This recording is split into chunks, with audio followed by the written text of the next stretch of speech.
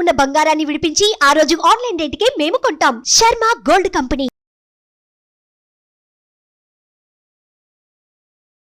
నమస్తే, welcome to Suman TV. నేను మీ అమ్మి.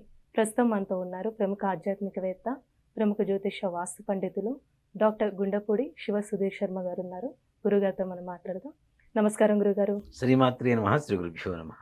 గురుగారు, ఈ క్రోధినామ సంవత్సరంలో ధనుసు రాశి వారికి అండి ఎలా ఉంటుంది? అలానే రాశి వారికి సంబంధించిన ఆదాయం కానీ, వ్యయం, రాజపూజ్యం, అవమానం గురించి తెలియచేయండి. ఈ సంవత్సరం క్రోధనామ సంవత్సరంలో ధనుస్సు రాశి వారికి ఆదాయం 11, ఖర్చు 5, అవమానం 7, రాజ్యపూజ్యం 5. వీరికి ఈ రాశి వారికి చాలామంది అర్ధాష్టమంలో రాహు ఉన్నాడు, అందువల్ల ఎక్కువగా ఏదో నష్టాలు చేకూరుతాయని చెప్పి చాలామంది చెప్తున్నారు. కానీ ముఖ్యంగా కేతుగ్రహ ప్రభావం చేత మంచి ప్రతిభ కనపరుస్తారు. అంతకాలం వరకు వారిలో ఉండేటువంటి ప్రతిభ వాళ్ళకి తెలియకపోయినా ఈ సంవత్సరం మాత్రం ఆ ప్రతిభ బయటికి కనపరిచేటువంటి శక్తి సామర్థ్యాలు మాత్రం పుంజుకుంటారు.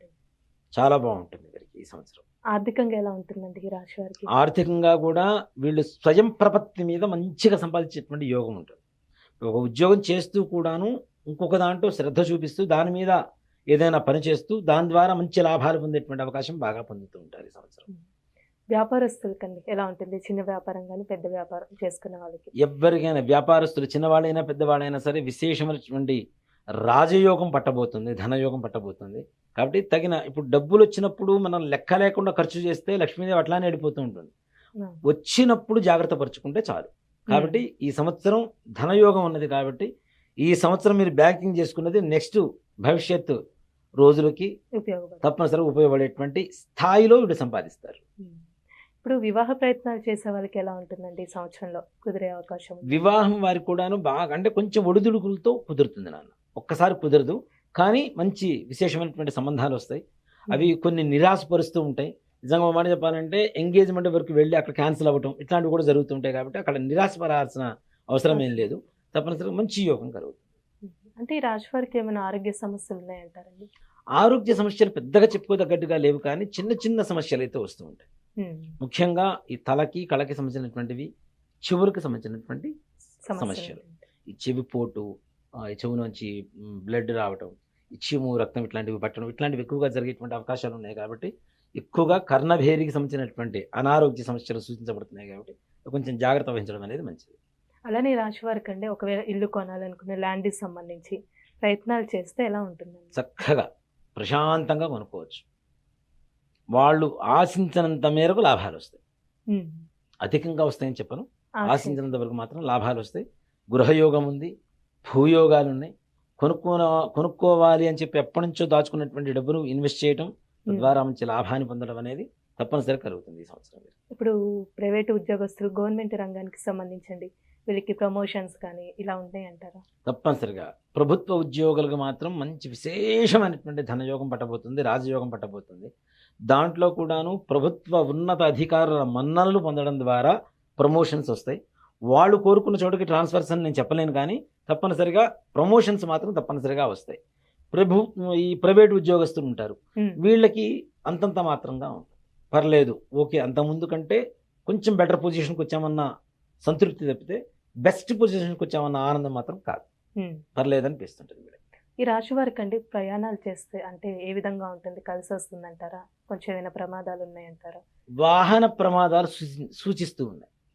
ముఖ్యంగా తలకు సంబంధించింది. ఇందా కూడా మనం అదే చెప్పుకున్నాం, కళ్ళకి ఈ తలకు సంబంధించినటువంటిది, కర్ణభేరికి సంబంధించినటువంటిది.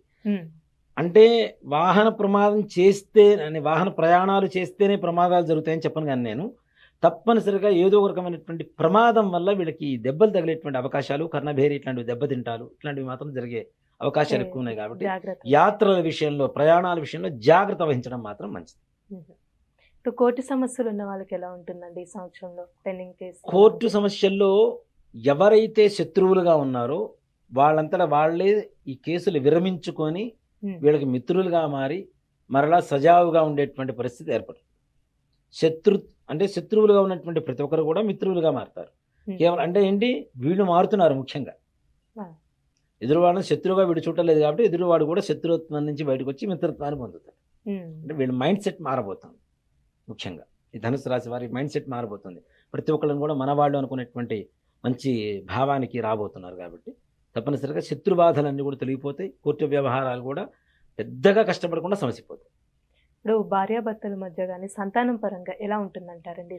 ఇక్కడ భార్య అన్నదమ్ముల తరఫు నుంచి అనారోగ్య పరిస్థితులు ఎదుర్కోవాల్సిన పరిస్థితులు ఉంటాయి తప్పనిసరిగా. అంటే బావమరుదులు, మరదళ్ళు ఇట్లా వీళ్ళ వల్ల ఎక్కువగా అనారోగ్య సమస్యలు వీళ్ళకి కాదు, వాళ్ళకి ఎక్కువగా వచ్చేటువంటి అవకాశాలు ఉంటాయి. అలానే ఈ భార్యాభర్తల మధ్యలో అవగాహన అనేది అంతంత మాత్రంగా ఉంటుంది. మరీ కలిసిపోయారు చిలక గోరింకల్లాగా అని చెప్పలేము, అలా అని చెప్పి మరీ విడిపోయారని చెప్పలేము. నలుగురు దృష్టిలో కలిసి ఉంటారు, కానీ వీళ్ళ ఇద్దరి మధ్యలో మాత్రం మనస్పర్ధలు మాత్రం తప్పనిసరిగా కంటిన్యూ అవుతూ ఉంటాయి. ఇవి తప్పనిసరిగా కొంచెం ఆలోచించి ఒక చోట కూర్చొని మాట్లాడుకుంటే ఎలాంటి సమస్య అయినా సరే తీరిపోతుంది. ఇప్పుడు రాజకీయాలకి సంబంధించి అసలు ఏ విధంగా ఉంటుందండి? రాజకీయ నాయకులకి ఈ ధనస్సు రాశి వారికి ఈ సంవత్సరం విజయం వస్తుంది, కానీ అంత తేలిగ్గా అయితే రాదు. ఎంతో పోరాట ప్రతిమ కనబడితేనే వీళ్ళకి విజయం అనేది తథ్యమవుతుంది. చాలా చాలా చాలా చాలా కష్టపడాలి, కానీ విజయం మాత్రం తథ్యం. బాగా కష్టపడాలి. మరి ఈ రాశి వారికి సంబంధించండి ఇంకా మెరుగైన ఫలితాలు రావాలంటే ఎలాంటి పరిహారం చేసుకోవాలి? తప్పనిసరిగా గురుగారు, ఈ రాశి వారికి సంబంధించి ఇంకా మెరుగైన ఫలితం రావాలంటే ఎలాంటి పరిహారాలు చేసుకోవాలి? ఈ ధనస్సు రాశి వారికి ఆదిత్య హృదయ పారాయణ అనేది చాలా సూచించదగినటువంటి విషయం. దిగ్విజయంగా కార్యక్రమాలు పూర్తవుతాయి వీరికి. అంతేకాకుండా రాజకీయపరమైనటువంటి విజయాలు పొందుతారు, కోర్టు వ్యవహారాల జయం పొందుతారు, విదేశీ యానాలకు మంచి బాగుంటుంది, విద్యార్థులకు విద్య బాగుంటుంది. ఆదిత్య హృదయం నిత్యం చదివేటువంటి అవకాశం లేకపోయినా కనీసం వినడం ద్వారా కూడా తప్పనిసరిగా విజయాలు చేకూరుతాయి. ఈ ప్రతి రాశికి ఒక్కొక్క సమస్యలు. ఈ దేవతలతో పాటు అందరూ కూడా విశ్వరూపంలో ఉన్నారని చెప్పి మనం నమ్ముతూ ఉంటాం. అవునా? కృష్ణ పరమాత్మ విశ్వరూప సందర్శన సౌభాగ్యాన్ని ఇచ్చాడు అర్జునుడికి. అవునా? ఆ విశ్వరూపంలో ఏంటి, అందరూ దేవతలు దాంట్లోనే ఉన్నారని చెప్పి నమ్ముతూ ఉంటాం. కాబట్టి ఈ విష్ణుమూర్తి యొక్క అనుగ్రహం కలిగితే సకల కార్యాలు దిగ్విజయంగా పూర్తవుతాయి. కాబట్టి ఇప్పుడు మనం ఏప్రిల్ 9వ తారీఖు ఉగాది రోజు నుంచి మన హనుమత్ ప్రత్యంగర వారాహ యజ్ఞస్థలి ఎందు ఏదైతే మనం మహాలక్ష్మి సమేత మహాసుదర్శన హోమం చేస్తున్నామో ఉగాది నుంచి 41 రోజు పాటు జరుగుతుంది. ఇప్పుడు ఈ 41 రోజు ఈ హోమ కార్యక్రమంలో ఎవరైతే గోత్రనామాలతో లేదా ప్రత్యక్షంగా పాల్గొంటారో వారికి ఈ గ్రహస్థితి వల్ల వచ్చేటువంటి నష్టాలన్నీ కూడాను వెళ్ళిపోయి సుఖమైనటువంటి సంతోషకరమైనటువంటి జీవితాన్ని అనుభవిస్తారు. చాలా చక్కగా తెలియజేస్తారండి. సుమన్ టీవీలో మీ పర్సనల్ అండ్ బిజినెస్ ప్రమోషన్స్ కోసం కింది నెంబర్కి కాంటాక్ట్ చేయండి.